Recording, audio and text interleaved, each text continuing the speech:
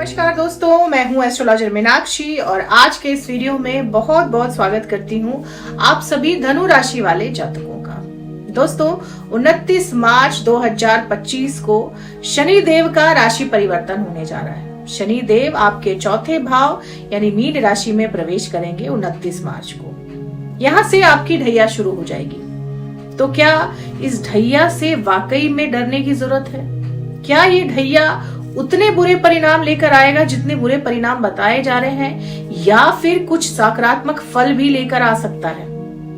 क्या जिस श्रापित दोष का, जिस श्रापित योग की चर्चा हो रही है, उसका वाकई में बुरा असर देखने को मिलेगा धनु राशि वाले लोगों पर, या फिर ये योग आपकी कुंडली में आपकी राशि वाले लोगों के सुनहरा अवसर लेकर आ सकता है? इसके बारे में भी चर्चा करेंगे। साथ ही साथ कुछ ऐसे उपाय बताऊंगी, कुछ ऐसे सटीक उपाय बताऊंगी दोस्तों, जिन्हें कर आप इस ढैया के भय से मुक्ति पा सकते हैं। तो बने रहिएगा वीडियो में अंत तक। चलिए शुरुआत करते हैं। लेकिन उससे पहले दोस्तों, अगर अभी तक आप लोगों ने मेरे चैनल को सब्सक्राइब नहीं किया है तो जरूर सब्सक्राइब कर लें, लाइक करें, कमेंट करें और बेल आइकन जरूर दबा दें दोस्तों, ताकि आपको कोई भी वीडियो मेरी आए तो उसकी नोटिफिकेशन सबसे पहले मिल जाए। तो चलिए सबसे पहले जानते हैं कि इस ढैया के कौन कौन से प्रभाव आप पे देखने को मिल सकते हैं। दोस्तों शनि देव आपके चौथे भाव में आ रहे हैं, लेकिन उससे पहले ये जानना जरूरी है कि शनि देव आपकी राशि में किन भावों के कारक हैं। शनि देव धनु राशि में दूसरे भाव और तीसरे भाव के कारक हैं, और दूसरे और तीसरे भाव के कारक आपके चौथे भाव में आ रहे हैं। दूसरा भाव हमारे धन, हमारे कुटुंब और हमारे वाणी का होता है, और तीसरा भाव हमारे पराक्रम का होता है, हमारी शक्ति का होता है, हमारे छोटे भाई बहनों का होता है, हमारी छोटी दूरी की यात्राओं का होता है, और हमारे पड़ोसियों का भी होता है, और हमारे आस पड़ोस के माहौल का भी होता है। तो ये सभी चीजें लेकर शनि देव आपके चौथे भाव में आएंगे, यानी कि सुख के भाव में आएंगे। तो जब धन के स्वामी सुख के भाव में आएंगे तो क्या वाकई आपको इस ढैया के नकारात्मक प्रभाव मिलेंगे? धन भाव के स्वामी सुख भाव में आएंगे तो धन तो आप खर्च करेंगे, लेकिन अपनी सुख सुविधाओं पर रुपए आपके खर्च होंगे, लेकिन आपके सुख सुविधाओं पर, आपके वैभव पे, आपके मकान वाहन पे, आपकी माता पर, क्योंकि चौथा भाव जो होता है वो आपके सुख सुविधाओं का होता है, आपके मकान वाहन का होता है, आपकी माता का होता है।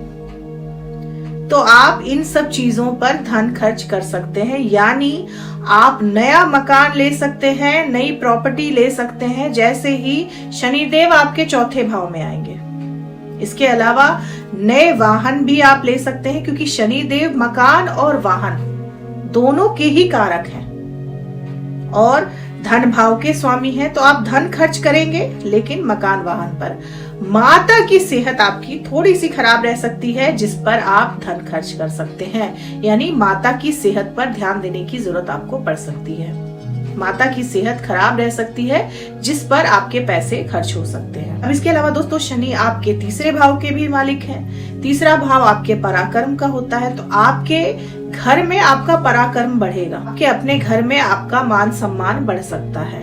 आप कुछ ऐसा करेंगे जिससे आपके परिवारजन जो हैं वो आपको ज्यादा सम्मान दें। छोटी दूरी की यात्राएं आप लगातार कर सकते हैं। कुछ ऐसी स्थिति बना देंगे शनिदेव कि आप कामकाज के सिलसिले में या फिर घूमने फिरने के सिलसिले में भी छोटी दूरी की यात्रा जो है वो करेंगे इस दौरान। इसके अलावा आपके छोटे भाई बहनों से आपके संबंध सुधर सकते हैं। अभी तक अगर आपके छोटे भाई बहनों से आपके संबंध खराब थे तो वो संबंध जो है वो सुधर सकते हैं, जैसे ही शनिदेव आपके चौथे भाव में आएंगे। हो सकता है कि आपकी माता जी जो हैं वो आपके और आपके भाई बहनों के बीच में कोई भी डिस्प्यूट अगर चल रहा था तो उसको सुलझाने का काम करें। तो माता की वजह से आपके और आपके छोटे भाई बहनों के संबंध सुधर सकते हैं। अब शनि की दृष्टियां जहां जहां पड़ेगी उसके बारे में भी चर्चा कर लेते हैं दोस्तों। शनि की 3 दृष्टियां होती है दोस्तों। तीसरी दृष्टि, 7वीं दृष्टि और 10वीं दृष्टि। शनि की तीसरी दृष्टि आपके छठे भाव पर पड़ेगी। छठा भाव आपके रोग, आपके ऋण और आपके शत्रुओं का होता है। तो शनि देव आपके कर्जे खत्म करेंगे। आपके लंबे कर्जे जो चले आ रहे थे शनि की वजह से खत्म हो सकते हैं। इसके अलावा आपके शत्रुओं का निपटारा करेंगे शनि देव। आपके गुप्त शत्रु जो आपको नुकसान पहुंचाने की कोशिश कर रहे थे अब तक, वो अब आपको नुकसान नहीं पहुंचा पाएंगे, क्योंकि शनि देव यहाँ पर शत्रुओं का नाश करते हैं। शत्रु हो सकता है कि आपके बढ़ जाए, लेकिन नुकसान आपको नहीं पहुंचा पाएंगे, आपका कुछ भी बिगाड़ नहीं पाएंगे। आपके रोगों से भी बचाने का काम करेंगे शनिदेव। किस तरह की कोई लंबी बीमारी से अगर आप ग्रसित थे तो शनिदेव यहाँ आपको उससे भी बचाने का काम कर सकते हैं। तो इस मामले में भी शनिदेव आपको लाभ ही पहुंचाएंगे। शनि की 7वीं दृष्टि पड़ेगी आपके 10वें भाव पर, यानी कि कर्म भाव पर। काल पुरुष की कुंडली में शनिदेव जो है वो 10वें भाव के कारक माने जाते हैं, कर्म भाव के कारक माने जाते हैं। तो जब कर्म भाव पर शनि की दृष्टि पड़ेगी तो आप पे काम का प्रेशर तो बढ़ेगा, काम का लोड बढ़ेगा, लेकिन आपकी तरक्की, आपके प्रमोशन के योग भी बनाएंगे शनिदेव। हाँ, इसके साथ एक शर्त जरूर है दोस्तों कि आपका स्थान परिवर्तन हो सकता है, आपका ट्रांसफर हो सकता है। इसकी पूरी संभावना शनिदेव बना देते हैं। शनिदेव जब आपके 4थे भाव में आएंगे तो आप तरक्की तो करेंगे, उन्नति करेंगे, आप बहुत बड़ी ऊंचाइयों को छुएंगे अपने करियर के क्षेत्र में, लेकिन आपको अपने घर से दूर जाना पड़ेगा। आप अभी जहां निवास करते हैं वहां से आपको स्थान परिवर्तन करना पड़ सकता है। इसकी प्रबल संभावना बना देते हैं शनिदेव, लेकिन करियर के लिए उनकी 7वीं दृष्टि आपके 10वें भाव पर बहुत ही अच्छे परिणाम देगी। आप अपने कर्म क्षेत्र में एक नई ऊंचाई को छू सकते हैं, बहुत बड़ी ऊंचाई हासिल कर सकते हैं आप अपने कर्म क्षेत्र में। आपके करियर में जो भी रुकावटें थी, जो भी बाधाएं थी, उन सब को शनिदेव दूर करके आपको उस ऊंचाई तक पहुंचाएंगे जहां आप पहुंचना चाहते हैं, लेकिन आपके घर से दूर। आप जहां रहते हैं, जहां आपका जन्म हुआ है, वहां पर शनिदेव आपको तरक्की नहीं देते, आपको घर से दूर तरक्की देते हैं शनिदेव।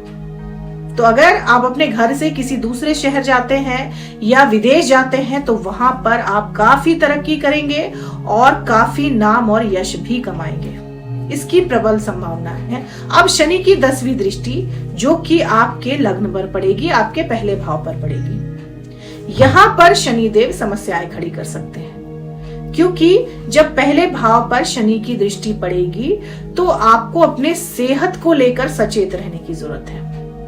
दोस्तों, जान है तो जहान है, तो सबसे बड़ी चीज हमारी सेहत, हमारा शरीर ही होता है।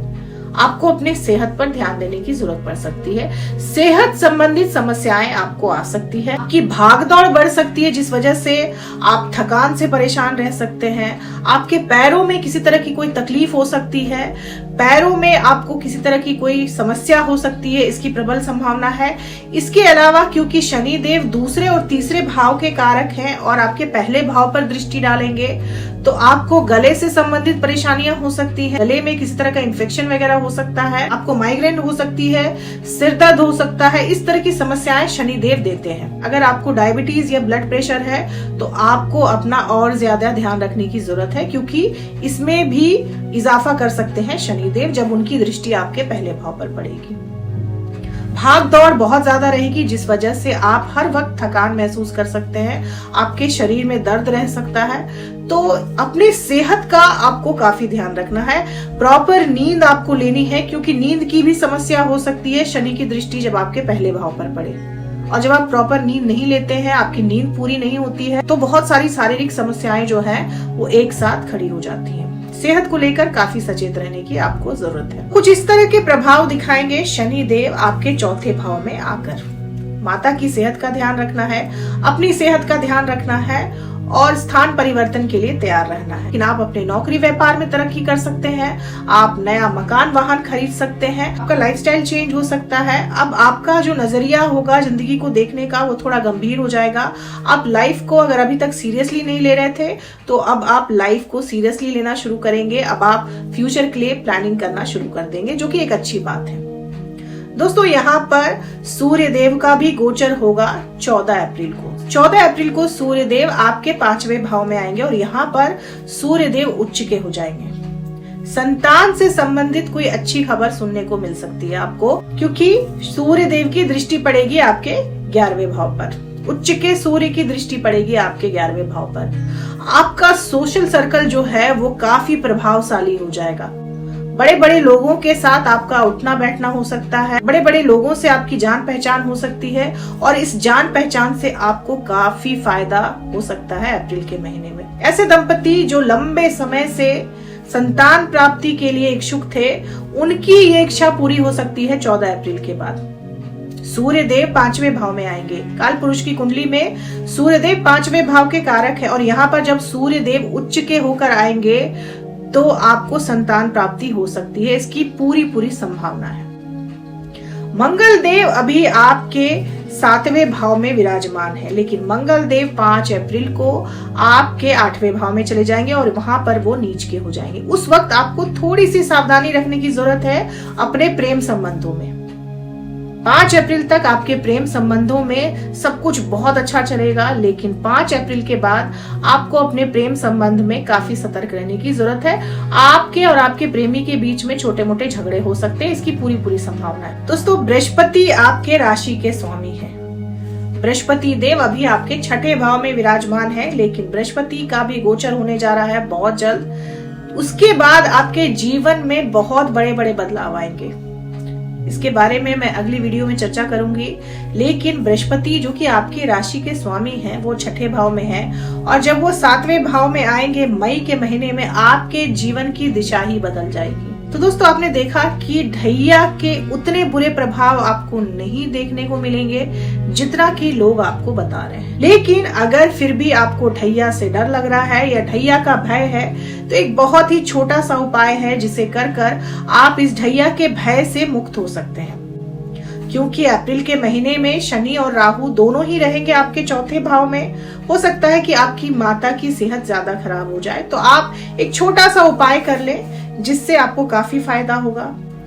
प्रत्येक सोमवार और शनिवार को आप एक तांबे के लोटे में जल और कच्चा दूध मिला दें और उसमें काले तिल डाल दें और थोड़ी सी उड़द की दाल डाल दें और इस जल से भगवान भोलेनाथ का जलाभिषेक करें। शनिवार को और सोमवार को आपको ऐसा करना है और साथ ही साथ 108 बार ओम नमः शिवाय का जाप करें। आप देखेंगे कि श्रापित दोष का, जो कि शनि और राहु के मेल से बन रहा है, और इस ढैया का कोई भी नकारात्मक प्रभाव आप पर देखने को नहीं मिलेगा। आपकी माता की सेहत भी अगर खराब है तो वो भी अच्छी हो जाएगी और जो भी रुकावटें आपके जीवन में आ रही हैं वो सभी दूर हो जाएंगी। तो ये छोटा सा उपाय आप कर सकते हैं जो कि बहुत ही आसान है, सभी लोग कर सकते हैं। तो कैसी लगी आपको ये वीडियो कमेंट कर जरूर बताएं और कमेंट में जय माता दी जरूर लिखें दोस्तों। तब तक के लिए जय माता दी, जय।